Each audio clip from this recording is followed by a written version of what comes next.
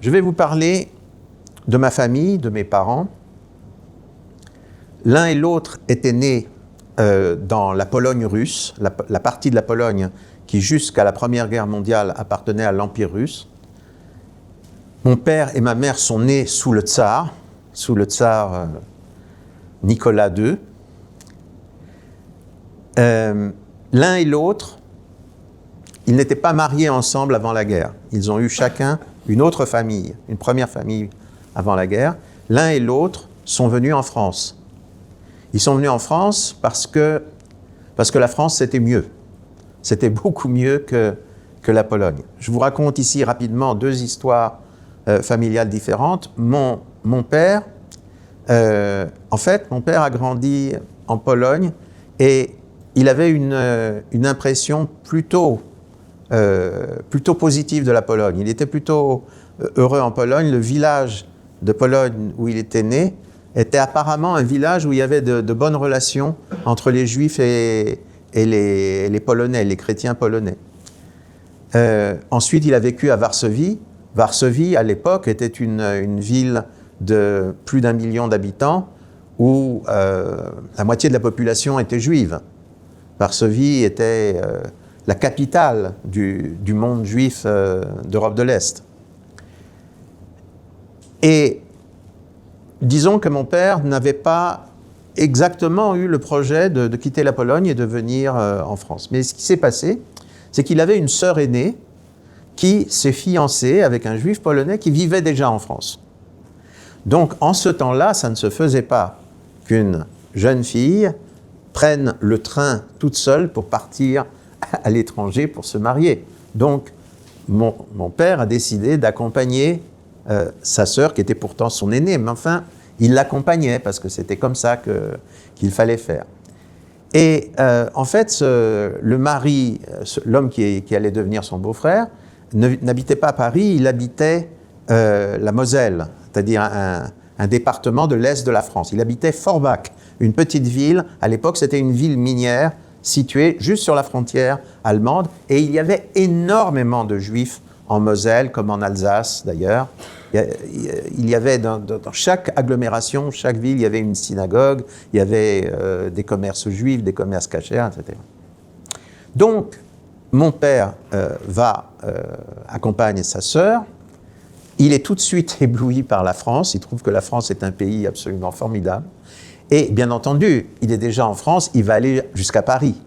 Donc, il va jusqu'à Paris. Et Paris, c'est le coup de foudre total et absolu. Paris, c'est la joie de vivre. Mon père m'a toujours raconté, je grandissais dans les années 50, 60, 70, il me disait, mais Paris, aujourd'hui, ça n'a rien à voir avec le Paris d'avant la guerre. Le Paris d'avant la guerre, c'était la théorie de mon père, les gens n'avaient pas de voiture, donc les gens étaient forcés de rester à Paris. Donc Paris, c'était la ville des cafés-concerts, c'était une ville heureuse. Le dimanche, il y avait des bals, il y avait de la musique partout, les gens étaient extrêmement heureux. Et les Français, par rapport aux Polonais, c'était le jour et la nuit. Les Français étaient des gens souriants, étaient des gens qui aimaient, bien entendu, boire un coup au bistrot, etc., mais qui, fondamentalement, étaient des gens aimables, qui ne manifestaient pas, en général, d'animosité zoologique, comme les Polonais pouvaient en marquer très souvent vis-à-vis des Juifs. Donc, mon père a appris, on était dans les années, une dizaine d'années après la guerre de 1914, il y avait eu énormément de pertes humaines pendant la guerre de 1914-18 en France comme dans la plupart des pays européens. Et il y avait à cette époque-là une politique favorable à l'immigration. L'immigration à l'époque, c'était une immigration qui venait surtout d'Europe de l'Est. Donc, qu'est-ce que ça voulait dire une politique favorable? Du moment que vous aviez un peu d'argent et que vous vouliez vous installer en France, c'était très facile de s'installer en France. La seule chose qu'on vous demandait, c'est d'avoir assez d'argent pour ne pas être à la charge du pays où vous arriviez. Par la suite, les choses se sont un peu dégradées, mais au moment où mon père s'installe en France, en 1931, voilà quelle est la situation. Ma mère est venue en France 4 ans plus tard, en 1935. Et elle avait tout à fait une autre vision des choses. Elle était plus jeune que mon père, évidemment, un petit peu plus jeune. Et ce qu'elle voyait, c'est que la Pologne tournait très mal, que l'antisémitisme devenait virulent en Pologne et qu'il n'y avait pas d'avenir pour les Juifs. C'était une époque où tout simplement les pays où il y avait des Juifs recrachaient leurs Juifs, ne supportaient pas les Juifs parmi eux. C'était vrai pour l'Europe de l'Est, pour la Pologne, c'était vrai même pour des pays qui étaient au cœur de l'Europe développée, à commencer par l'Allemagne. Ces pays recrachaient les Juifs. Et les Juifs cherchaient, surtout les jeunes Juifs, cherchaient tout simplement un endroit pour vivre. Vous savez, il y avait en France à cette époque-là un journal antiraciste, c'est-à-dire anti-antisémite, qui s'appelait Le Droit de Vivre. C'est un journal qui était encore publié après la guerre. C'était le journal de la Ligue internationale contre l'antisémitisme. Le droit de vivre, pas le droit d'imaginer je ne sais pas quoi, venir comme ça pour profiter de la protection sociale d'un pays avancé. Non, le droit de vivre, c'était l'obsession des Juifs. Et beaucoup de pays se fermaient aux Juifs. Les États-Unis s'étaient fermés aux Juifs en 1924. La Palestine, qui était censée être le foyer national juif, avait été de facto quasiment fermée par les Anglais. Des pays comme l'Afrique du Sud, l'Australie, qui avaient été ouverts aux Juifs jusque-là, étaient fermés aux Juifs. L'Argentine était fermée aux Juifs. Le Brésil était fermé aux Juifs. Il y a une blague que l'on racontait à cette époque-là. C'est un Juif qui cherche à émigrer, à quitter l'Europe centrale et à partir ailleurs. Donc il va dans une agence de voyage et il dit est-ce que je peux avoir un billet pour l'Amérique? Alors on lui dit ben oui, vous pouvez acheter un billet, mais si vous n'avez pas de visa, je ne peux pas vous vendre le billet.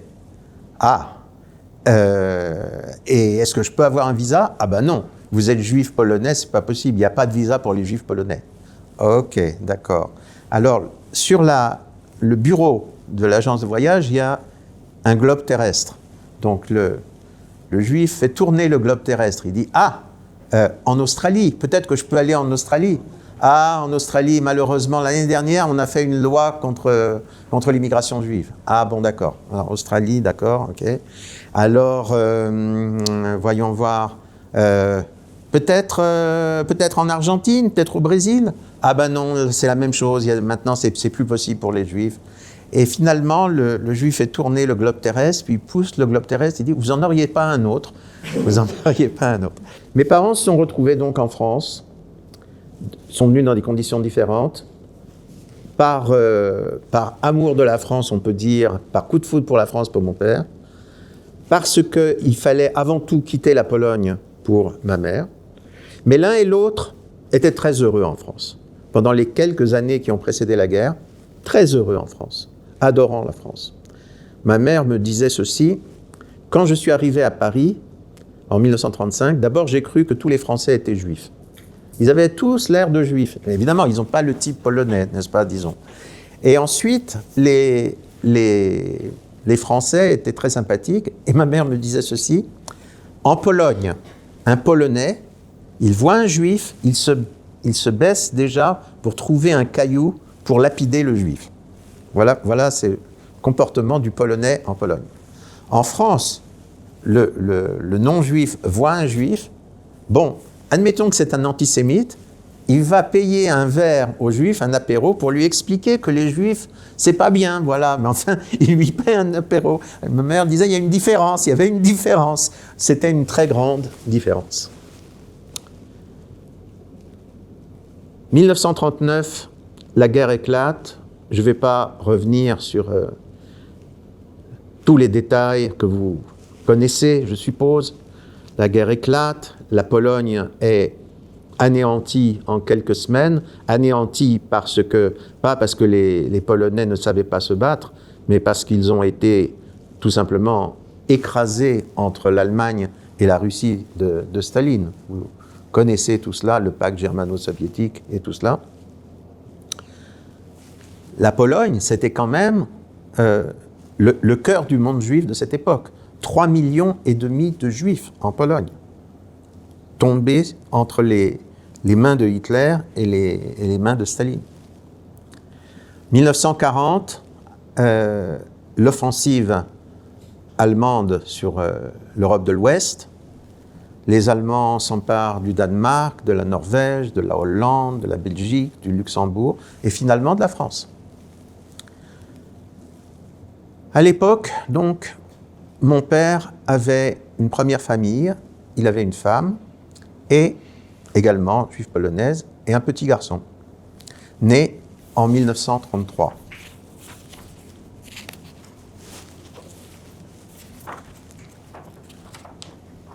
Voilà, ça c'est mon frère que j'ai connu sous le nom de Charles, Nathan Charles, le premier fils de mon père. Il se trouve que cette photo avait été conservée par quelqu'un et mon père l'a récupérée après la guerre. Donc cette photo se trouvait chez nous, dans l'atelier de tailleur de mon père, et j'ai grandi sous cette photo. Là encore, c'est un exemple de comment on grandissait avec la mémoire de la Shoah. On ne vous faisait pas un cours sur la Shoah, mais il y avait cette photo qui était là. Et je savais que c'était mon frère, que c'était le premier fils de mon père, et il était là. Aujourd'hui, ce portrait se trouve sur mon bureau, sur ma table de travail. Alors vous voyez, c'est un petit garçon. Sur cette photo, il doit avoir 6 ans. C'est probablement en 1939. Et il a ce qu'on appelait la coiffure à la Jeanne d'Arc. C'était une espèce de coiffure que tous les petits-enfants portaient en ce temps-là à Paris. Un joli petit garçon, aux yeux noirs, très beau regard.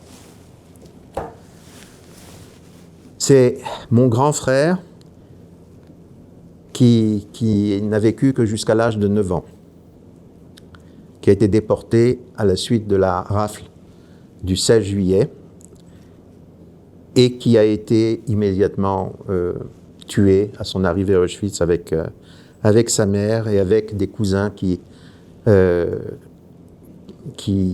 vivaient chez sa mère également. Ma mère, donc, était mariée de son côté et elle avait deux petits garçons, un né en 1936, un autre né en 1939. Les Allemands occupent la France, le maréchal Pétain signe l'armistice, on va dire 60% de la France est occupée par les Allemands, le nord de la France, toute la façade atlantique, Paris, l'est de la France, tout cela est occupé par les Allemands. En avril 1941, donc vous faites le compte, les Allemands entrent dans Paris en juin 1940, avril 1941, c'est moins d'1 an. Les Juifs étrangers reçoivent à Paris une petite lettre de couleur verte. On a appelé ça le billet vert. Et la lettre est adressée à tous les hommes âgés, disons, entre 18 et 50 ans. Et on leur dit, veuillez vous présenter à tel endroit. Généralement, c'était une caserne de la gendarmerie qui se trouvait dans Paris. Il y avait plusieurs casernes de gendarmerie à Paris en ce temps-là. Et on demandait aux gens de se présenter pour vérification de votre situation.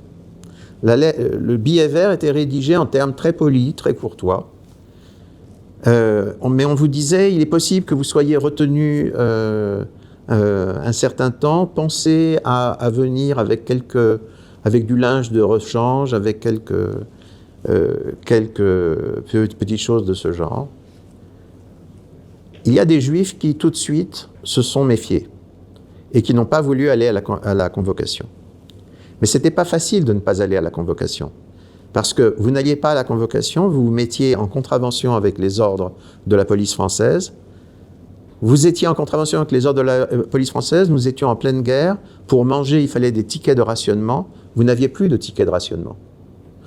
En plus, vous pouviez, sur une simple vérification d'identité, on pouvait vérifier que vous n'étiez pas présenté à cette convocation, vous pouviez être interné de toute façon parce que vous aviez désobéi aux ordres de la police. Donc, des milliers d'hommes juifs étrangers se sont présentés à cette convocation et ils ont été immédiatement mis en état d'arrestation et conduits dans 2 camps au sud de Paris, dans la région d'Orléans, Pithiviers et Beaune-la-Rolande, en pleine campagne. Et ces Juifs arrêtés à ce moment-là ont été internés sur place pendant 1 an. Ça a été le cas de mon père et ça a été le cas du premier mari de ma mère. Ce qui était étonnant, c'est que l'un et l'autre, en fait, étaient dans la même baraque et sont devenus amis. Ils avaient un ami commun. Et ils sont devenus amis sans savoir ce que l'avenir réservait. À cette époque-là, les familles avaient encore le droit de venir rendre visite aux hommes qui étaient internés. Et en ce temps-là, les gendarmes qui gardaient les camps n'étaient pas tous mauvais. Beaucoup de gendarmes ont dit aux Juifs internés, « Écoutez, on n'est pas du tout content, on n'approuve pas du tout ce qui se passe. C'est à cause des Allemands que tout ça se passe, mais nous, on est très choqués par ce qui se passe. Et on ne pense pas que ça va être bon pour vous de rester ici. Si vous voulez vous en aller, partez.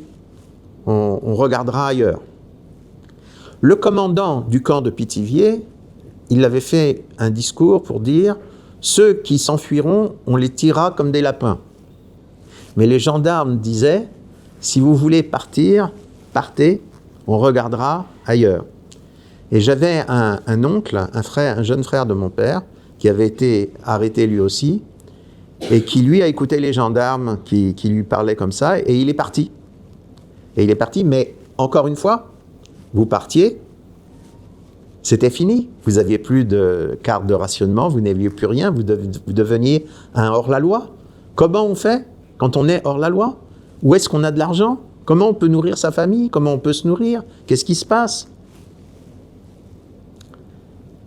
Cela a duré jusqu'en juin 1942. En juin 1942, entre-temps, l'Allemagne avait attaqué l'Union soviétique et commencé à grande échelle et de manière industrielle ce qu'on a appelé la Shoah. Et donc, en mois de juin 1942, les hommes de Pithiviers et de Beaune-la-Rolande ont quitté le camp. Ils ont été emmenés dans un camp de transit à Compiègne. Je ne sais pas à quel point vous connaissez Paris, la région parisienne, la géographie de la France. Compiègne, c'est au nord de Paris. Très belle ville, très beau château, des forêts. Mais c'était surtout un camp et une gare de triage. Et de Compiègne, il y avait les grandes vacances qui commençaient, le train qui partait, les convois qui partaient pour l'Est. Il y a eu, à partir de Paris, entre 1942 et 1944, donc pendant une période de 2 ans, il y a eu 74 ou 75 convois. Chaque convoi, c'était 1000 êtres humains. Il y avait des convois où il n'y avait que des hommes, il y avait des convois où il n'y avait que des femmes, des enfants et des vieillards, et il y avait des convois qui étaient mélangés. Les convois, c'était les fameux wagons à bestiaux qui était conçu pour transporter un certain nombre de vaches ou de chevaux, et qui était conçu de manière à ce que les vaches et les chevaux, pendant le transport, ne soient pas trop traumatisés par le transport. Donc on s'arrangeait pour ne pas trop les serrer dans le train, dans les wagons. Les 1000 personnes qui étaient entassées dans les wagons étaient littéralement entassés les uns sur les autres comme des sardines. Pas de nourriture, pas d'eau. Je passe bien entendu sur les conditions d'hygiène dans ces trains. Les trains étaient fermés, scellés, et le voyage jusqu'à Auschwitz, jusqu'à la Pologne, durait en moyenne 3 jours, 3 nuits. Mon père est parti par le convoi numéro 4. Il y a eu, je répète, 74 convois sur une période de 2 ans. Par parenthèse, je voudrais dire quand même quelque chose qui est important. On vous dit qu'il n'y a eu que 75 000 environ juifs qui ont été déportés à partir de la France. En fait, ce chiffre, c'est le chiffre des convois tels qu'il était détenu par la SNCF, par la compagnie des chemins de fer français. En réalité, il y a lieu de penser que le chiffre réel des déportés à partir de la France a été plus élevé, que le chiffre global des victimes en France des persécutions a été beaucoup plus élevé. Il faut tenir compte des gens qui sont morts parce qu'ils n'avaient pas accès à des soins médicaux, qui sont morts de faim, qui sont morts de froid à cause de ces persécutions diverses.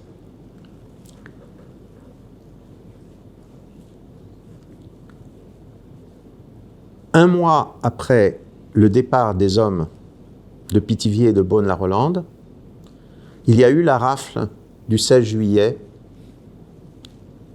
1942, appelée en nom de code, le nom de code des Allemands et de la police française, c'était Opération Vent Printanier. On était au mois de juillet, mais on a quand même appelé cette opération Vent Printanier. Et les Allemands et les Français comptaient à Paris arrêter 30 000 Juifs, essentiellement des femmes, les enfants et les parents âgés de ceux qui avaient déjà été déportés.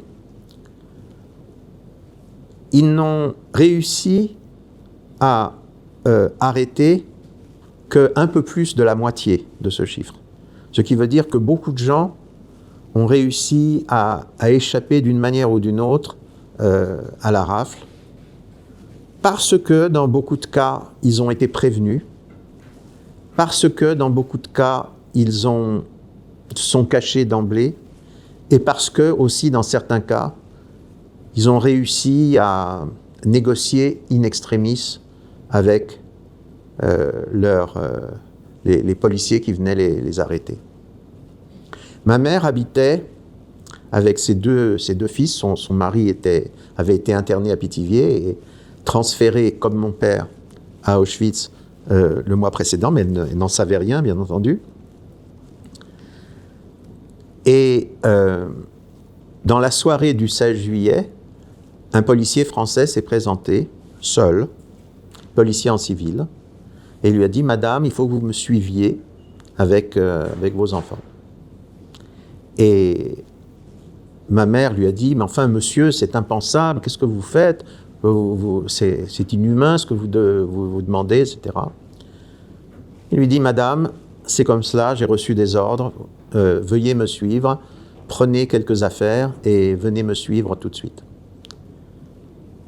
Et là, ma mère a eu une idée. Elle a pris le portefeuille où elle avait son argent, et elle a dit « Voilà, prenez mon argent, mais ne m'emmenez pas. » Et le policier l'a regardé, Il prend l'argent, il partage l'argent en deux, il lui redonne la moitié de l'argent et il lui dit « Madame, un autre policier va venir. Cachez-vous tout de suite. Cachez-vous tout de suite et si vous avez à sortir dans la rue, mettez un peu de rouge à lèvres, mais pas trop.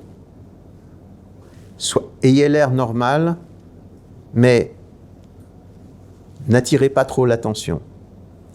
Et méfiez-vous de votre voisin du premier étage. »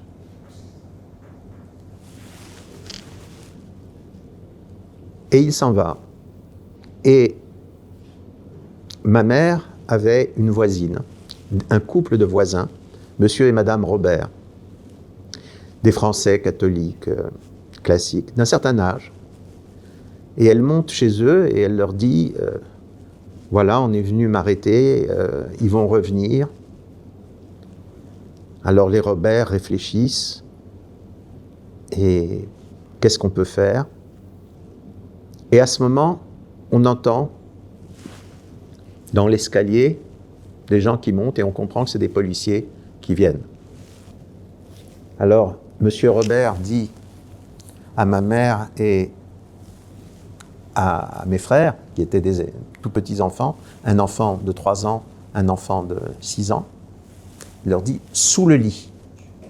Sous le lit. Et je ne veux rien entendre. Sous le lit. Donc ils se mettent sous le lit de monsieur et madame Robert. La police entre et l'officier de police qui dirige le groupe de policiers connaît monsieur Robert. Alors monsieur Robert dit « Ah, quelle bonne surprise !» Alors le policier dit « Oui, mais enfin là je suis en mission, je viens pour arrêter les Juifs qui sont en dessous. » « Ah, mais les Juifs qui sont en dessous, ils sont partis déjà, ils sont plus là. »« Tu es sûr ?»« Oui, ils sont plus là, ça fait des jours qu'ils sont plus là. »« Ah, c'est embêtant ça, monsieur Robert. Tu prendras bien l'apéro, vous prendrez bien un petit verre. » Petit verre. Ma mère est sous le lit, en mettant la main sur le plus petit des enfants qui a 3 ans. Pas le droit de respirer, pas le droit de... Ça a duré, pour ma mère, une éternité. Finalement, les policiers s'en vont. Monsieur et madame Robert font sortir ma mère et lui disent « Madame, elle s'appelait à l'époque madame Effron, Madame Effron, pardonnez-nous, mais si on n'avait pas fait ça, il se serait méfié. On a été obligé de faire ça. » Et après, monsieur et madame Robert disent « Bon, nous habitons au dernier étage de l'immeuble. On a un grenier. Donc vous allez déjà monter dans le grenier. Et après, on va voir qu'est-ce qu'on peut faire. On va attendre quelques jours, voir ce qui se passe. Les jours suivants, la rafle est finie. Donc, on a l'impression que une certaine normalité revient, mais enfin, les Allemands, les policiers français, pardon, pas les Allemands, les policiers français ont mis les scellés sur les appartements. Vous ne pouvez plus rentrer dans les appartements. Au bout de quelques jours, il y a 2 jeunes filles, blondes aux yeux bleus, qui arrivent dans l'immeuble et qui voient ma mère. Alors ils lui disent « Vous êtes Madame Effron ?» Ma mère terrifiée. Alors les 2 jeunes filles, blondes aux yeux bleus, lui disent « Écoutez, pour les parents, il n'y a plus d'espoir. Mais on peut sauver les enfants. Il faut que vous nous donniez les enfants. On va les cacher quelque part. Il faudra que vous ne cherchiez plus à retrouver vos enfants. On va essayer de les sauver comme ça. Pour vous, on ne peut rien faire, mais on peut faire ça pour les enfants. » Ma mère dit « Jamais je vous donnerai mes enfants. Il n'est pas question que je vous donne mes enfants. » Les 2 jeunes filles disent « Écoutez, madame, on va revenir demain, mais on ne reviendra pas une 3e fois. Donc, que tout soit prêt et on emmènera vos enfants. Et sinon, vous allez perdre vos enfants de toute façon. Ma mère dit des filles blondes aux yeux bleus. Deutschkes, ce sont des Allemandes. Ce sont des Allemandes, c'est des policières allemandes. Ma mère nous a raconté très longtemps cette histoire. Enfin, c'était entré dans la légende familiale. Ce n'est qu'au bout de 30 ans que brusquement, je me suis dit, mais enfin, ma mère, elle a les yeux bleus et elle est pratiquement blonde, elle est châtain clair, pratiquement blonde. Ces filles n'étaient pas plus blondes, pas plus yeux bleus qu'elle. Le lendemain, les filles sont revenues et ma mère a laissé partir ses enfants. Je ne sais pas, je vais vous dire la vérité psychologique. C'était tellement l'histoire de ma famille, ma mère nous a tellement raconté cette histoire que, en fait, je n'ai pas mesuré réellement ce que ça pouvait être pour une mère de laisser partir les enfants. Il a fallu que mes propres filles, devenues mamans, me disent « Mais papa, tu te rends compte ce que notre grand-mère a fait? Tu te rends compte ce que c'est pour une mère que... »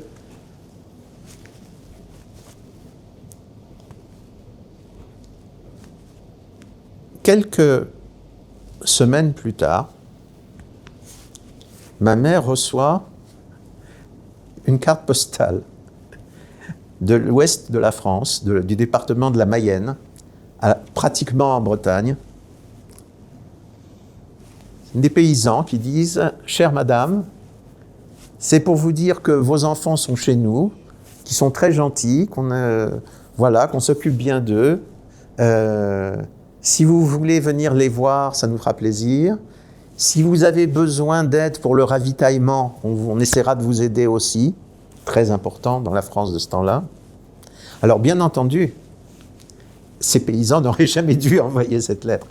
Alors là, quand même, il faut que je vous raconte, parce que c'est une histoire extraordinaire. Dès qu'il y a eu les rafles d'enfants, de familles, les Juifs qui n'étaient pas étrangers, les Juifs qui étaient français, et qui n'étaient pas encore, à ce moment-là, nous sommes en 1942, qui n'étaient pas encore raflés et déportés. C'est venu 1 an plus tard seulement. Se sont dit, qu'est-ce qu'on peut faire pour mettre les enfants à l'abri? Et ce qu'ils ont fait, c'est qu'il y a eu beaucoup de groupes de jeunes Juifs qui ont monté des réseaux pour placer les enfants dans des endroits sûrs, dans la campagne française. À l'époque, la France est encore un pays largement agricole. À l'époque, il y a environ 1/3 des Français qui sont encore des paysans et qui vivent encore à la campagne. Vous avez certainement vu beaucoup de films. On a fait énormément de films, à commencer par Le vieil homme et l'enfant, peut-être que vous avez vu ce film, c'était un film qui a eu beaucoup de succès. Il y a maintenant déjà plus de 50 ans, mais enfin, peut-être que vous avez vu ce film. En réalité, dans le cas précis de mes frères, il y avait un réseau monté par les scouts juifs de France, les éclaireurs israélites de France. Et les éclaireurs israélites de France faisaient partie de la fédération des scouts de France, où il y avait les scouts juifs, les éclaireurs, les scouts de France qui étaient catholiques, les éclaireurs unionistes de France qui étaient protestants, les éclaireurs et éclaireuses de France qui étaient laïques. Il y avait plusieurs organisations de scouts. Et les scouts, il y avait beaucoup de fraternité entre les scouts. Les mouvements du scoutisme. Vous savez ce que c'est que le scoutisme. Et ce qui s'est passé, c'est que les éclaireurs israélites, certains éclaireurs israélites, se sont adressés à certains scouts non-juifs, catholiques, protestants. Ils s'adressaient bien entendu à des gens en qui ils avaient confiance.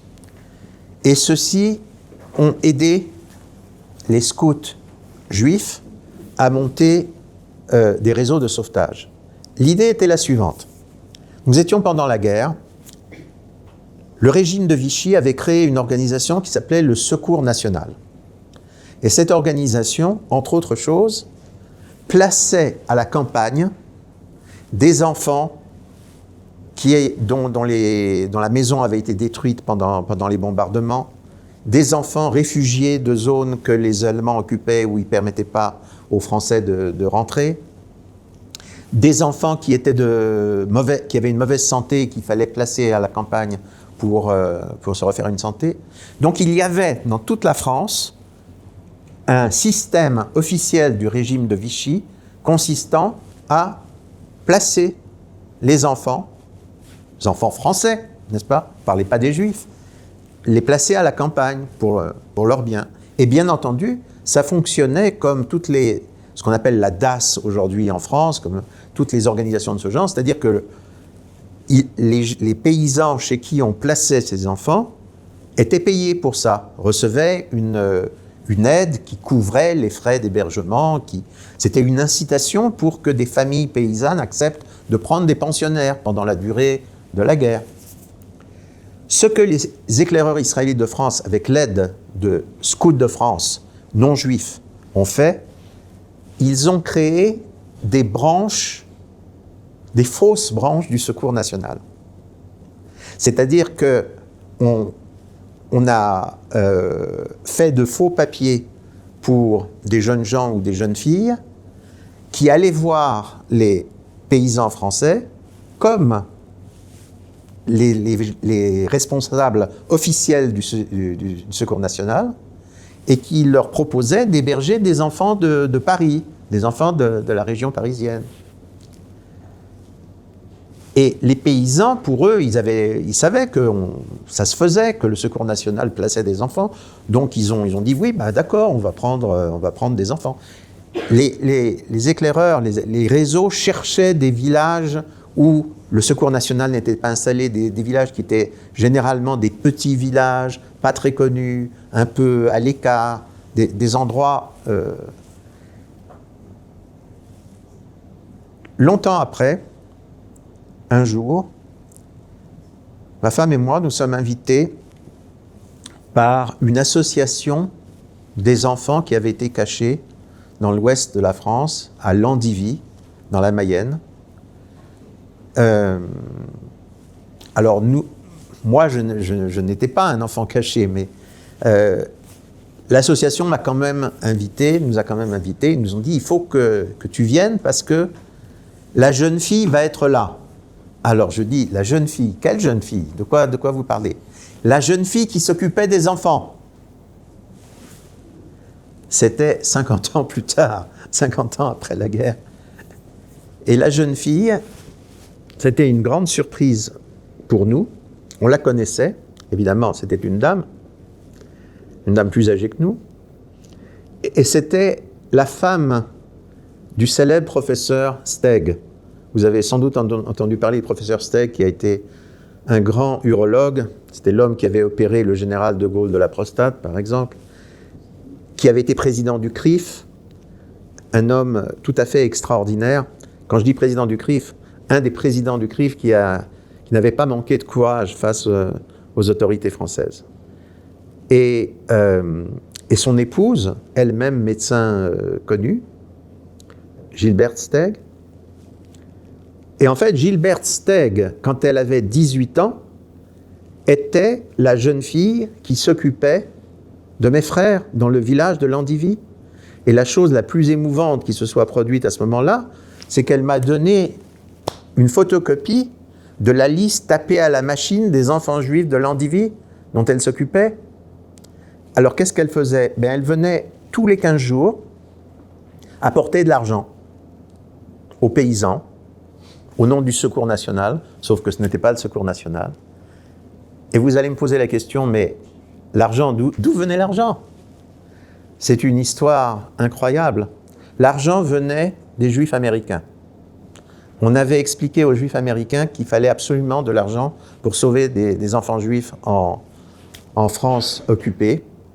Il fallait l'autorisation du gouvernement américain qui n'était pas chaud du tout pour que de l'argent sorte comme cela, mais exceptionnellement, le gouvernement américain avait fini par accepter ça.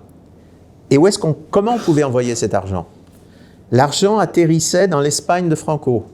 Il y avait un bureau clandestin à Barcelone.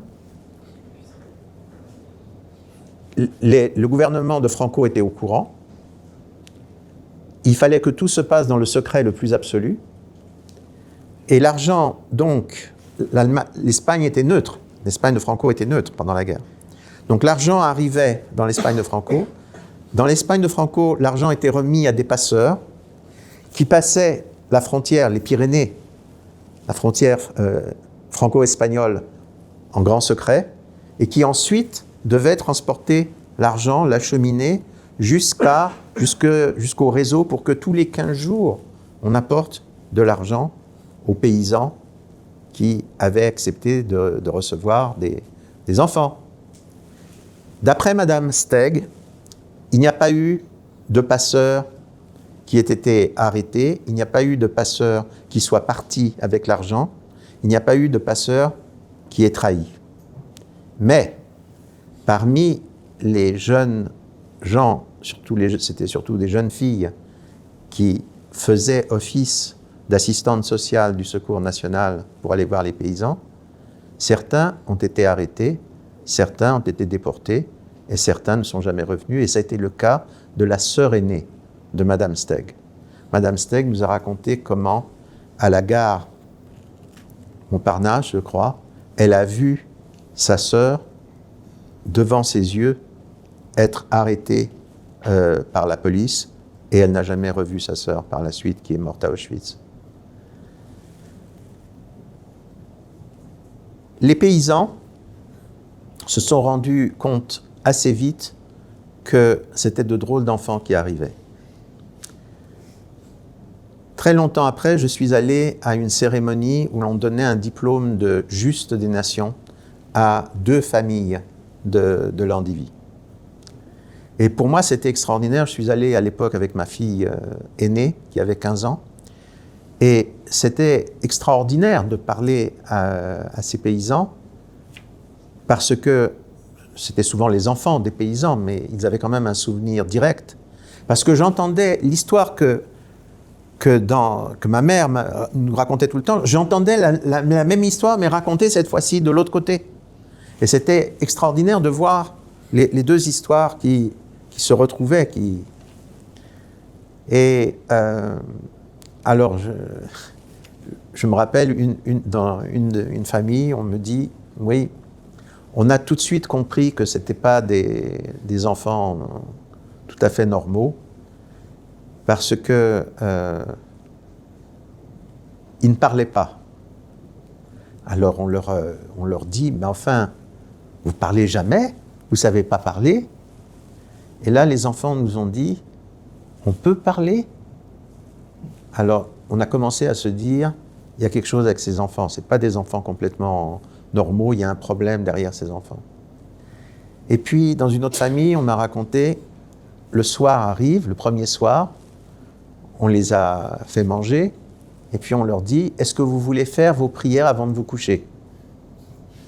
Et là, les enfants ont dit, oui, mais est-ce qu'on peut les faire à notre façon? Alors les paysans disent, bon, ben, faites-les à votre façon. Et alors je vois cette femme qui à l'époque devait avoir 15 ans, c'était la fille des paysans, et quand je l'ai vue, c'était une femme de, on va dire, 60 ans, et elle et son frère commencent à me réciter la première phrase du schéma. Très, très émouvant, extrêmement émouvant. Tout le village, assez rapidement, a compris ce qui se passait. Il y avait dans ce village un notaire qui était pétainiste, vichiste, antisémite et pro-allemand. Et il a commencé à dire, je trouve que ces enfants, c'est pas tout à fait normal, est-ce que ce sont bien des enfants français, etc. Le charcutier du coin, qui était le chef de la résistance dans le coin vient voir ce notaire avec 2-3 copains et lui dit « Écoute, il arrive quoi que ce soit aux enfants, on te saigne comme un cochon. » Le notaire, il a plus moufté. Les circonstances étaient de plus en plus difficiles. Il n'y avait plus d'endroits où elle pouvait aller. Les endroits où elle se cachait les uns après les autres, les gens lui disaient « on ne peut plus te garder ». Un soir, ma mère n'a plus d'endroit du tout pour aller. Et le couvre-feu arrive. Elle est dans une rue du Marais, la rue du Parc Royal. Il pleut et il y a une patrouille allemande qu'elle entend arriver. Elle se cache dans la porte cochère. Je vois cette porte cochère. Les Allemands passent, ne la voient pas, et elle ne sait plus vraiment où aller. Et elle se rappelle soudain qu'il y a dans la rue d'à côté un couple, des non-juifs, des communistes, qui étaient des amis de son mari. Elle va frapper à la porte et elle explique « Juste, laissez-moi pour la nuit ». La femme dit « Pas question ». Le mari dit « D'accord, pour la nuit, d'accord. Mais qu'est-ce que vous allez faire demain ?» Alors ma mère dit « Je sais où se trouvent mes enfants, à Landivy, dans la Mayenne, mais c'est compliqué parce que les Juifs n'ont pas le droit de voyager. Je ne sais pas comment avoir le billet de train. » Alors il lui dit « On va s'arranger. » Elle passe la nuit chez ce couple. Le lendemain, le mari l'emmène à la gare Montparnasse avec une petite jeune fille. La petite jeune fille va acheter le billet pour Laval, dans la Mayenne. Il donne le billet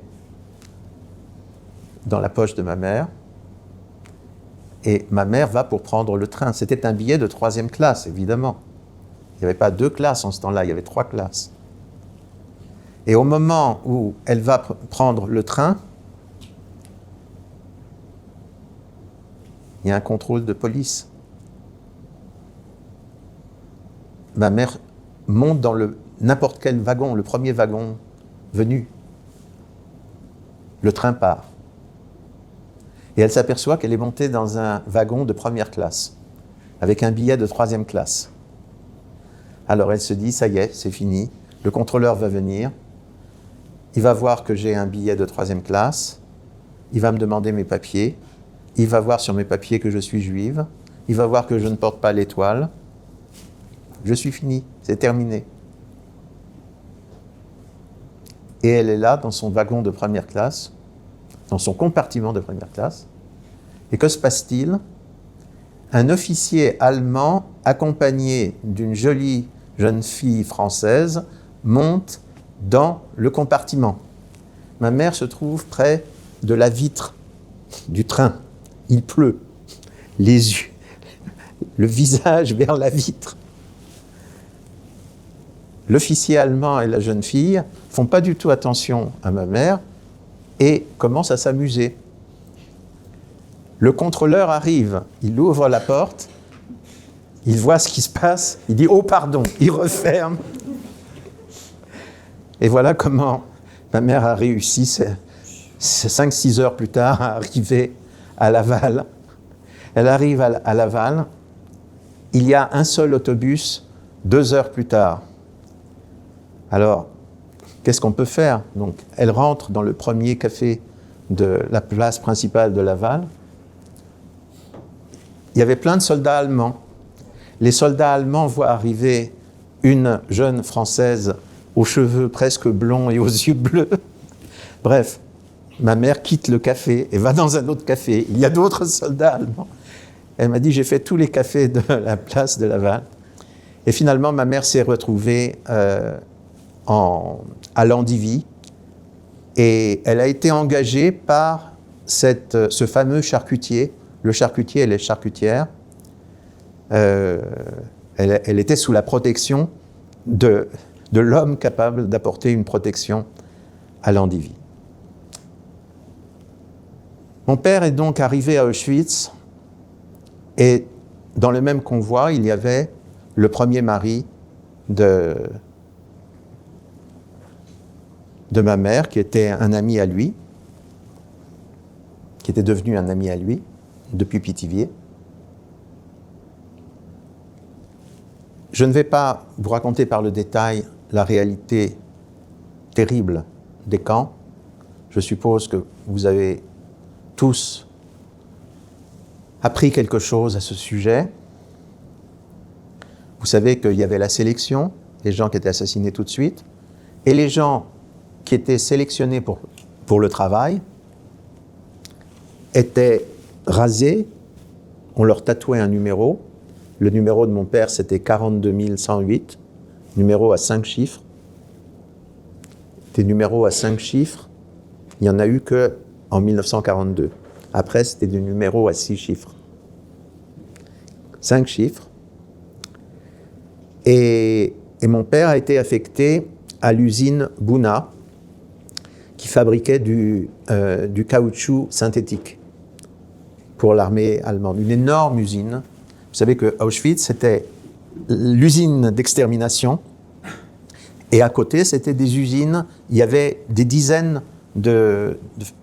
d'ateliers, d'usines. Et mon père était affecté à Buna. Au bout d'un mois, on a appris que les Juifs, les familles avaient été déportées elles aussi, et on savait ce que ça voulait dire. On savait que les femmes et les enfants et les vieillards étaient tout de suite tués. Au bout d'un mois, on le savait. Mon père m'a raconté un homme qui était venu justement à peu près au même moment que la rafle du 16 juillet, qui avait été sélectionné pour le travail. Il demande « Mais nos femmes, nos enfants, où est-ce qu'ils sont ?»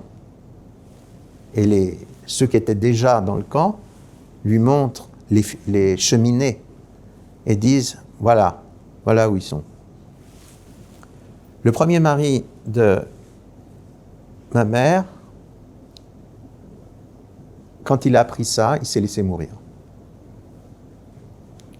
C'était 2 mois après son arrivée à Auschwitz. Il est devenu ce qu'on appelait dans le langage des camps un musulman. Musulman, c'est-à-dire celui qui ne croit qu'au destin et qui ne se bat plus. Et il est mort 2 mois exactement. Je ne vais pas entrer dans beaucoup de détails là-dessus, mais il y a toute une histoire à raconter. Comment on a su cela de 1001 façons. Il faut que vous sachiez une chose, c'est que les Allemands, c'était les Allemands. C'est-à-dire que tous les déportés qui entraient à Auschwitz, je ne parle pas de ceux qui étaient assassinés, mais tous ceux qui entraient à Auschwitz avaient un numéro, un dossier, et dans ce dossier, on notait tout ce qui était important jusqu'à ce qu'ils meurent.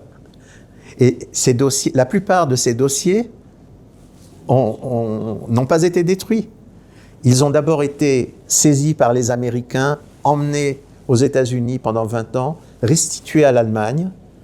Et l'Allemagne d'après la guerre, a fait son travail de mémoire admirablement, a informatisé tous les dossiers.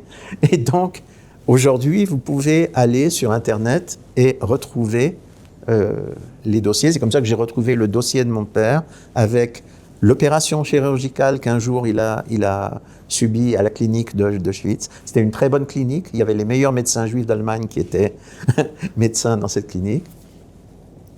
Et il y a la date d'arrivée, le numéro et la date de décès du premier mari de ma mère.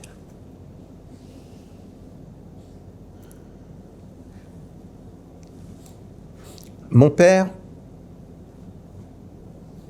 peu à peu, comme je commençais à grandir, à lui poser des questions, il a commencé à me parler des camps. Pas seulement de la persécution des Juifs, pas seulement des rafles, mais des camps. En ce temps-là, il y avait une cérémonie qui se déroulait chaque année au cimetière du Père-Lachaise. Dans le cimetière du Père-Lachaise, on avait fait 2-3 monuments à la mémoire des déportés. Et il y avait une statue. Mon père m'a emmené là-bas, je devais avoir probablement 7-8 ans, la première fois. Et il y avait une statue qui m'intriguait beaucoup parce qu'elle représentait un être humain, mais on ne voyait pas son visage. Alors je lui demande, mais pourquoi il n'y a pas le visage sur cette statue? Et mon père me dit, parce que dans les camps, nous n'avions plus de visage. Ah, d'accord, dans les camps, on n'avait plus de visage. Donc mon père m'a raconté peu à peu, il ne m'a jamais fait un cours, jamais je me suis assis en face de mon père, jamais il m'a dit, maintenant je vais te raconter les camps. Non, c'était des bouts de conversation qu'on avait au fur et à mesure. L'une des toutes dernières conversations que j'ai eues avec lui, c'était peu de temps avant sa mort. Et comme ça, je lui pose une question que je ne lui avais jamais posée.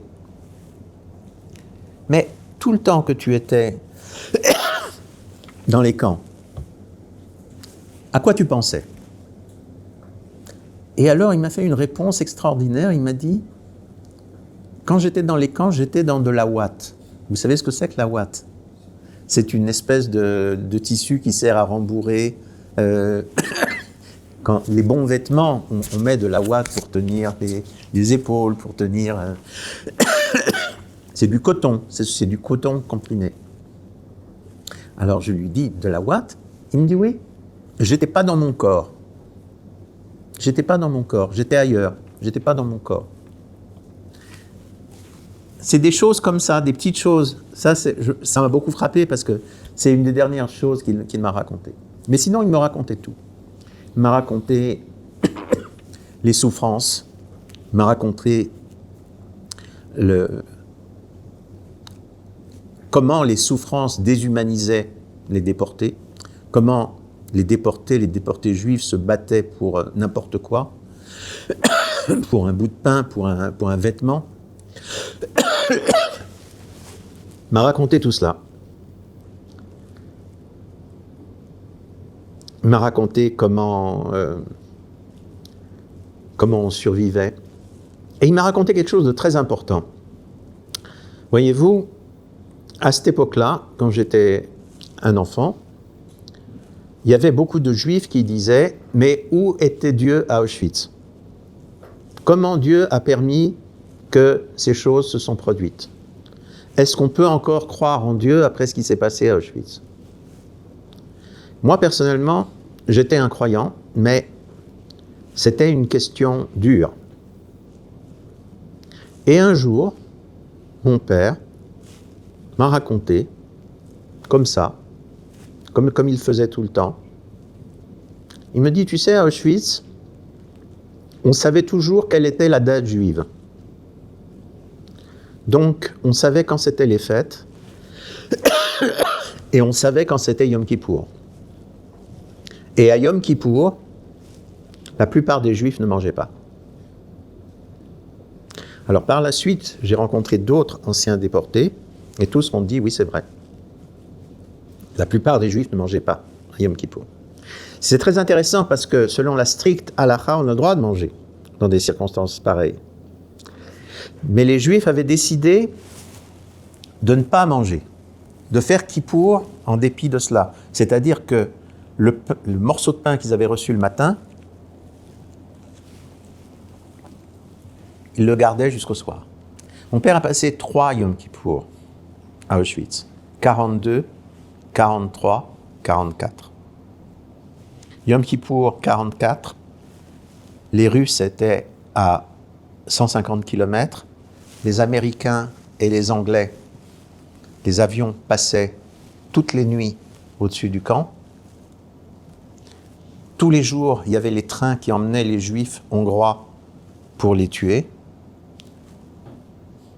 La machine de guerre continuait avec les Russes à 150 km.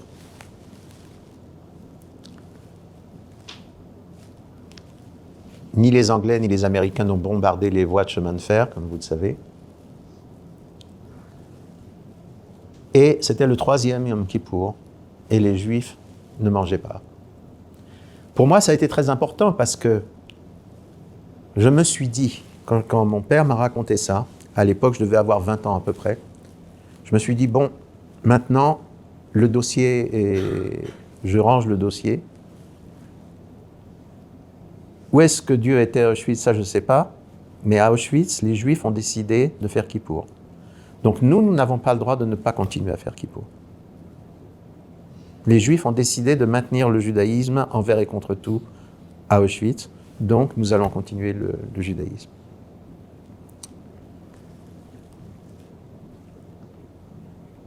Un jour, mon père voit arriver un capot. Vous savez ce que c'est qu'un capot? Généralement, les capots, c'était des bandits, des brutes.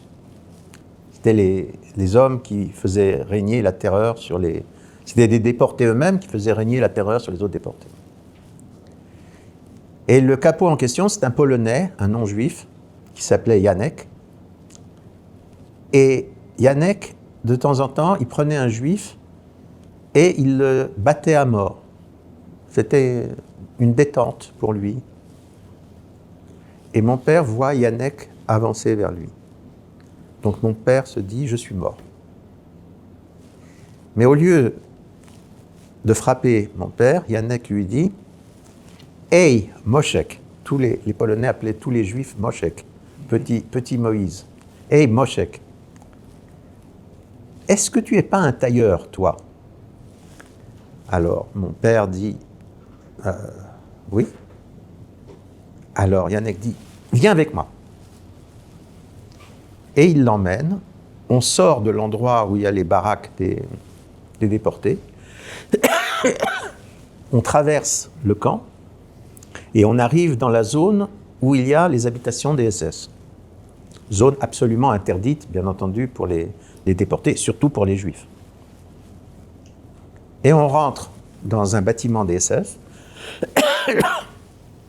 chauffé, un bâtiment chauffé. Et Janek dit, bon, je vais t'apporter une veste à raccommoder. Si tu te débrouilles bien, il y aura encore du travail pour toi. 1 minute après, Janek arrive avec une veste, avec du fil, avec des aiguilles. Et mon père fait son travail de tailleur, il raccommode la veste. Même les SS avaient des trous dans leur uniforme. Quand il a fini de travailler, Janek regarde et dit non, tu travailles vraiment bien, toi. Attends. Janek s'en va. Et il revient avec un pain et un saucisson. Et il lui dit, ils sont très contents. Tu vas revenir, à chaque fois qu'ils vont avoir besoin de toi, tu vas revenir et tu vas être payé de la même façon. Le pain, le saucisson. Et effectivement, mon père a été rappelé souvent pour faire le travail de couture chez les SS. Il était au chaud. Mon père m'a dit, la seule fois où j'étais pas dans la ouate, c'est-à-dire j'étais pas en dehors de mon corps, c'était quand je retrouvais mon métier, une aiguille, du fil, et que je pouvais travailler à nouveau comme un tailleur. Et cette histoire que je vous raconte, mon père me l'a racontée. Il m'a raconté tout, Janek, le saucisson, le pain, les vestes des SS. Il m'a tout raconté. Le jour où mon père est mort, mon épouse téléphonait aux amis, aux gens de la famille, pour leur demander de venir à la Levaya, au cimetière de Bagneux, à Paris. Je ne sais pas si certains d'entre vous connaissent ce cimetière. Et ma femme me dit, Michel, il y a Madame Hronukman qui veut absolument te parler. Madame Honigmann, c'était une dame qui avait été à Auschwitz, comme mon père, avec sa fille, et qui avait été mise dans le bloc des expériences. Et mon père, après la guerre, il avait aidé à faire son dossier pour obtenir des indemnisations des Allemands. Bon, alors je prends le téléphone, et Madame Honigmann dit « Mais c'est pas possible, Michel, ton père, c'est pas possible, c'est pas possible. » Je dis « Madame Honigmann, c'est comme ça, voilà, c'est... » Il dit « Mais c'est pas possible, c'est pas possible. Tu sais tout ce qu'il a fait pour nous. » Alors moi, je pensais qu'elle voulait dire ce qu'il a fait pour moi et ma fille, par rapport aux indemnités allemandes. Alors, je dis « Oui, je sais, il vous a aidé pour les... » Il dit « Mais non, je ne parle pas de ça. Il ne t'a pas raconté ce qu'il a fait pour nous. » Je lui dis « De quoi vous parlez, Madame Honigmann ?» Il dit « Mais il ne t'a pas raconté, il ne t'a pas raconté. » Alors, il me dit « Est-ce que tu sais que ton père, il allait faire du travail de couture chez les SS ?» Je dis « Oui, je sais, il m'a raconté. » « Est-ce que tu sais que ton père était payé avec un saucisson et un pain ?» Je dis « Oui, ça, je sais, il m'a raconté. » Et il ne t'a pas raconté après ce qui se passait avec nous? Je dis « De quoi vous parlez, Madame Honigmann ?» Elle me dit « Tu sais, on était dans le bloc des femmes, des expériences. » Oui. On était dans le sous-sol. Il y avait juste un soupirail. Et on n'avait pas de quoi manger, il n'y avait rien. On nous laissait mourir de faim. Et des fois, on voyait passer un juif. Les juifs qui passaient là, c'était des privilégiés. Alors on criait « Rachmounes, Rachmounes, donnez-nous quelque chose à manger, pitié, Rachmanout. » Personne ne s'est jamais arrêté. Mais ton père, à chaque fois qu'il passait, il donnait la moitié du pain et la moitié du saucisson. Ça, je l'ai appris. Mon père était mort 2 heures avant la Levaya. Je n'avais jamais entendu parler de ça. Mon père ne m'avait jamais raconté ça. Jamais. C'est quelque chose pour un fils d'apprendre ça dans ce moment-là. Vous savez, le pain et le saucisson à Auschwitz, c'était comme de l'or. Mais je crois que le pain et le saucisson de mon père, c'était pas seulement de l'or matériel, c'était de l'or spirituel aussi. Voilà, que le souvenir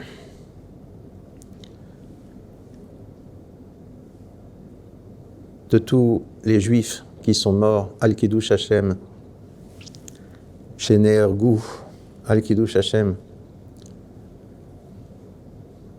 soit avec nous, qu'il ne s'en aille jamais. J'ai essayé de partager quelques souvenirs que j'ai reçus. J'ai écrit un livre il y a des années, il est épuisé, il faut que je le réédite. Moi, j'ai entendu ça des témoins oculaires. Vous l'entendez maintenant, il y a très peu aujourd'hui de témoins oculaires. Mais c'est comme, d'une certaine manière, c'est comme si vous l'entendiez réellement de ceux qui ont vécu cela. Vous savez, il y a des gens vous savez ce que c'est que le négationnisme. Nous, les Juifs, nous savons que ça a été vrai. De même que nous, les Juifs, nous savons que ce qui s'est passé à la sortie d'Égypte, c'est vrai, ça s'est vraiment passé. Nous le savons parce que nos parents nous le disent, qu'ils l'ont entendu de leurs parents, qu'ils l'ont entendu de leurs parents. Moi, j'ai entendu ça de mes parents, je vous le transmets à vous. Le monde sera négationniste, mais nous savons que c'est la vérité.